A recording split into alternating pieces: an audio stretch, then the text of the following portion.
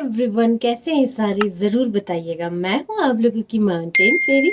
और जो आज की वीडियो होने वाली है, जब भी मैंने एप्पल वाली वीडियो लगाई है तो आप लोगों के बहुत सारे कमेंट्स आते हैं जो एप्पल फार्मिंग करना चाहते हैं, किस तरीके से आप लोग प्लांटेशन करते हैं एप्पल्स के। तो ये ज़रूर बताइएगा, मुझे बहुत सारे कमेंट्स आते हैं इस तरीके से। तो फिर मैंने सोचा चलो आजकल हमारे यहाँ पे पौधे लगाए जा रहे हैं सेबों के, तो आप लोगों के लिए भी फायदेमंद रहेगा। तो आज की वीडियो इसी के ऊपर होने वाली है, तो ज़्यादा देरी ना करते हुए करते हैं वीडियो को शुरू। चलिए।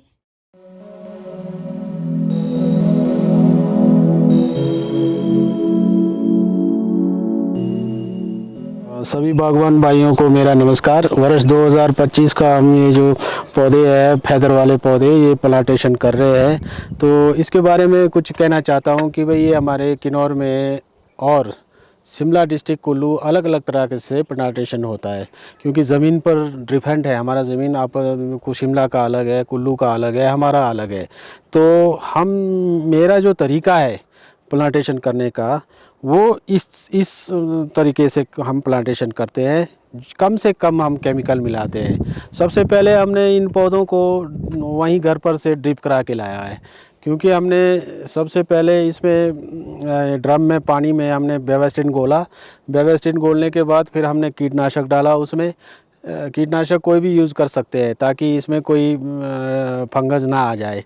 तो इसलिए जो है ये सारा सब कुछ करके हम यहाँ खेत में आ गए हैं, क्योंकि ये जो बगीचा है हमारा, ये सफ़र का ये जो पौधे लगे हुए हैं, ये पौधे जो पहले के लगे, ये भी सफ़र है 111 पे है। ये यूएसए से आए पौधे हैं। कम से कम 18-19 साल हो रहा है इन पौधों को। लेकिन लोग कहते हैं कि भाई ये रूट स्टॉक पे काम नहीं होता, ये नहीं होता है। कोई प्रॉब्लम नहीं है, क्योंकि ये पौधे बहुत हालत ख़राब था इनका। मैंने इसके ऊपर इतना मेहनत किया जो कि इन पौधों को पूरा मतलब बचाया। मैंने एक पौधा मरने नहीं दिया इस खेत में। पूरा ये जितने भी पौधे दिख रहे हैं, ये सारा यूएसए से आए हुए पौधे। इसमें गाला है, सुपर चीप है, स्कारलेट है, स्कारलेट 2 है, इसी में लगे हुए हैं सारे। ये जो है हिमाचल गवर्नमेंट ने जो है स्पेशल बुला करके, ये हॉर्टिकल्चर डिपार्टमेंट ने मुझे ये दे दिया कि भी आपको इसको तैयार करना पड़ेगा। तो इसलिए मैंने इस पर ज़्यादा ध्यान दिया। तो उस टाइम जो है, तो यहाँ किन्नौर में जो है फर्स्ट टाइम ये यूएसए से आया था, जबकि शिमला डिस्ट्रिक्ट में कहीं नहीं था ये वैरायटियाँ। तो सबसे पहले किन्नौर में आया था, हमारे को सब्सिडी पर दिया गया था ये। तो मैंने पूरा तैयार कर दिया। तो यहाँ से मैंने इन पौधों का stick Shimla district, Kullu district, सारे जगह मैंने फ्री में दिया बागवानों को। तो अब आते हैं हम क्या हमारे पौधा डालने का जो तरीका है उसके ऊपर आते हैं। तो सबसे पहले हम जो है ये ऑर्गेनिक खाद डालते हैं। तो ऑर्गेनिक खाद से हम इसको शुरू करते हैं। तो हम इसमें एक बेलचा पहले डालेंगे।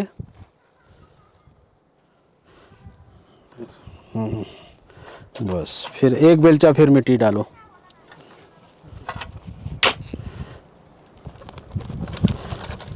हाँ, फिर एक बेलचा और डालो। हाँ, बस कम डालें। हाँ, फिर अब एक बेलचा मिट्टी डालो। अब पौधे को रखो। अब हमारे को ये देखना है कि पौधे की जड़ें किस टाइप के है, किस पोजीशन में है। तो हमारा जो गड्ढा बना हुआ है, ये पहले किस पोजीशन में, कि हमारे पौधे के जो जड़ है इसमें पूरा कंप्लीट जड़ सही ढंग से इसमें बैठ रहा है, नहीं बैठ रहा है। अगर नहीं बैठ रहा है तो हमें फिर उस तरीके से जड़ के मुताबिक इस गड्ढे को फिर सुधारना पड़ेगा। तो इसलिए ऐसा है कि भाई हमारा जड़ें सब कामयाब है। तो ये जो गड्ढा है ठीक है बना हुआ। तो इसलिए अब जो है हम पौधे को अब इसमें हमने रख दिया। अब हम मिट्टी डालेंगे।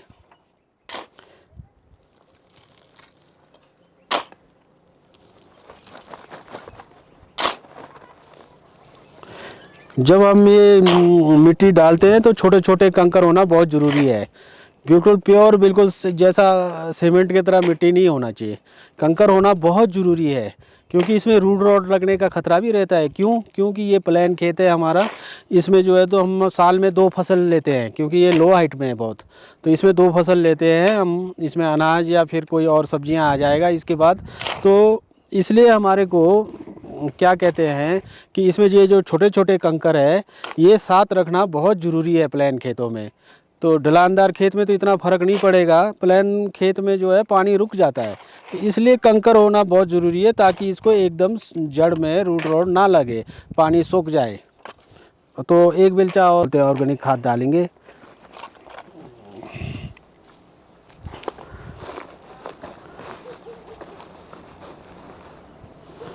चारों तरफ,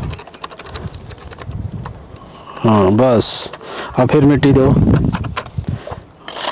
हाँ ऊपर ऊपर से इस तरह। तो इसमें ये मैंने अभी थोड़ा सा कहा था कि भाई कंकर होना, इसमें छोटे कंकर होना बहुत ज़रूरी है, प्योर सीमेंट की तरह नहीं होना चाहिए। इसी कारण अगर हम प्योर सीमेंट वो करते हैं तो फिर रूट रोड लगने का खतरा रहता है।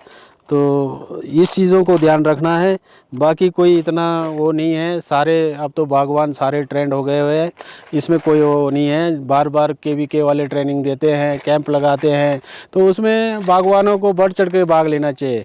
लोग जाते नहीं हैं। क्यों नहीं जाते? वो साइंटिस्ट है, वो उनको कोई भी प्रॉब्लम है उनको बताना चाहिए वहाँ पे कि भाई मुझे ये, मेरे बगीचे में ये प्रॉब्लम है, ये प्रॉब्लम है। जैसे पंचायतों में आते हैं, कैंप लगाते हैं, तो लोग जाते नहीं हैं। क्यों नहीं जाते? जाना ज़रूरी है, चाहे महिलाएं हैं चाहे मर्द है, ये सबको जाना चाहिए वहाँ। किसी चीज़ को सीखने के लिए जो है कोई गुरु तो ज़रूर ढूंढना पड़ता है, अपने आप नहीं सीखा जाता है ये चीज़ें, गुरु ढूंढना बहुत ज़रूरी होता है। तो इसलिए जो है हमारे बागवान भाइयों से यही निवेदन है कि जहाँ भी KVK वाले या हॉर्टिकल्चर वाले कैंप लगाते हैं वो, या कृषि वाले, तो दोनों साइड चलना चाहिए। वैसे कृषि तरफ भी और ये कि बागवानी की तरफ भी, दोनों साइड चलना चाहिए हमारे बागवानों को। तो इस पौधे को थोड़ा सा हम ऊपर खींचेंगे, क्योंकि हमारा 4 इंच कलम नहीं दबना चाहिए। हाँ, और पौधे को बिल्कुल सीधा रखना, और आराम आराम से इसको मिट्टी को दबाना ज़रूरी है।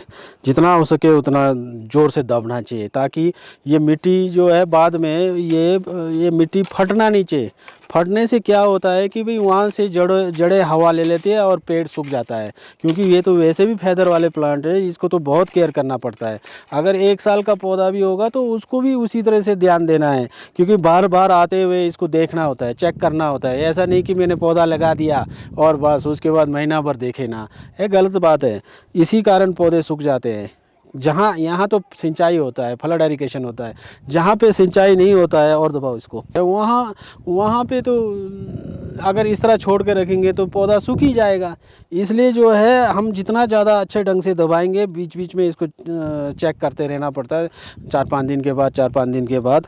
तो उस टाइम जो है ना इसको बहुत केयर करना होता है कि भाई इसका जो गड्ढे में मिट्टी जो हम दबा रहे हैं ये फटना नहीं चाहिए, उसमें दरार नहीं आना चाहिए। अगर दरार आ रहा है तो उसको फिर फरुए से मिट्टी खींच करके दबा के लगाओ उसको। तो इस तरह ये जो है ना बहुत ज़रूरी है, ये 4-5 बातें प्लांटेशन में याद रखने का। तो पौधा नहीं सूखेगा, इतना जल्दी नहीं सूखता है, क्योंकि यहाँ पे ये प्लेन खेत है, इसमें इतना प्रॉब्लम नहीं है। और रही बात दूसरी कि क्या है कि वे हम दूसरे जगह से जब पौधे लेके आते हैं तो सबसे पहले तो ये देखना है कि क्या ये रजिस्टर्ड नर्सरी है। अगर वो पौधे बेच रहा है तो पहले उसका उसका वो रजिस्टर्ड है नहीं है वो चेक कराओ, उसको बोलो दिखाओ आपको लाइसेंस है नहीं है। अगर विदाउट लाइसेंस वाला हो तो उसे लेना गलत है, कल बगीचा सारा ख़राब हो जाएगा, आपको पूछेंगे भाई कहाँ से लाया ये पौधे, तो वो तो सारा गलत हो जाएगा। अगर KVK से साइंटिस्ट आ गए, वो पूछेंगे आपने ये पौधे किस नर्सरी से उठा के लाया, वहाँ से उठा के लाया। वो तहकीकात करेंगे कि भाई हॉर्टिकल्चर को कि भाई क्या आपने लाइसेंस इस आदमी को इशू किया है। तो अगर वो नहीं होगा तो आपको कोई क्लेम नहीं मिलेगा उसमें। तो सबसे पहले ये है कि भाई जहाँ से भी पौधे लाते हैं उसका रजिस्ट्रेशन हुआ है नहीं हुआ है, पौधे किस टाइप के हैं। पौधे अगर उसमें बीमारी दिख रहा है तो वो पौधे ना उठाए। अगर वो बीमारी वाले पौधे आप लेके आ जाते हैं तो समझ लो कि भाई आपका बगीचा सारा पेट में आ जाएगा उन बीमारियों से। और रही बात ये है कि ये जो पौधे पुराने वाले हैं, ये पौधे जो है कि बिल्कुल मरने के कगार पर थे। ये बिल्कुल डेड जैसे लग रहे थे, क्योंकि इतने उससे अरसे आया तो इसका कोई केयर ही नहीं था। तो इसलिए जो है इसको बचाने के लिए हमने इतना मेहनत किया कि भाई बाकी सारे हमारे जो रॉयल डिलीशियस के और जो ऑर्चर्ड है उसको इतना ध्यान नहीं दिया जितना इसके ऊपर दिया हमने कहा देखो यूएसए से आया है, गवर्नमेंट ने हमारे को दिया है, हम इसको आगे बढ़ाएंगे। तो इस टाइम जो है मेरे पास ये वैरायटियां जो है लगभग हर सीज़न जो है 2-2.5 हज़ार पेटी निकलता है सफ़र का ही।